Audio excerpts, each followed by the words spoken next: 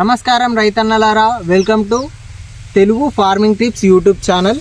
ఈరోజు మనం కొత్తిమీర పంట ఎలా పండించుకోవాలి, ఎంత లాభాలు వస్తాయి, ఎన్ని ఎకరాలలో వేసుకుంటే లాభాలు ఎలా ఉంటాయని మనం వీడియో చేయడానికి వచ్చినాం.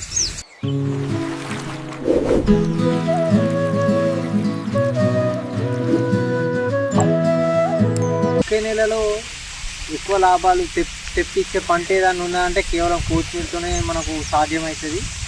మనం చూసుకుంటే దాదాపు ఒక 10 గుంటల భూమిలో దగ్గర ఒక 10 లక్షల దాకా ఒకటి నెలలో తెప్పించుకోవచ్చు. మనం కొంచెం కష్టపడితే మనకు ఖచ్చితంగా లాభాలు అనేవి వస్తాయి.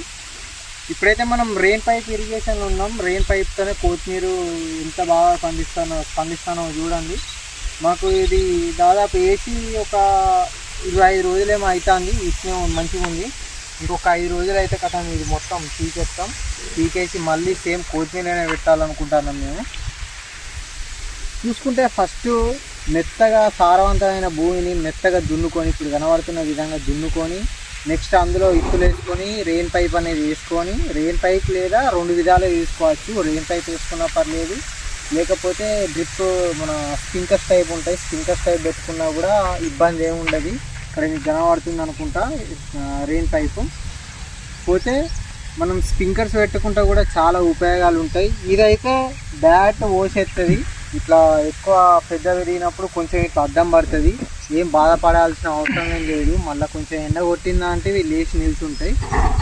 మనం ప్రతిసారి కొంచెం తడి ఆరిపోయిందా అంటే మళ్ళీ తడి పెట్టుకోవాలి.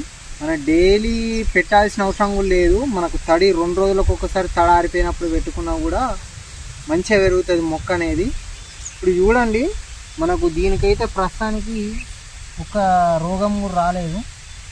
ఎంత మంచిగా వస్తుందో ఏర్లతోనే. క్వాలిటీ కూడా మంచిగా ఉంది. ఏర్ల పెరుగుదల కూడా మంచిగా ఉంది. ఈ ఇత్తులు కూడా హైబ్రిడ్ రకాలు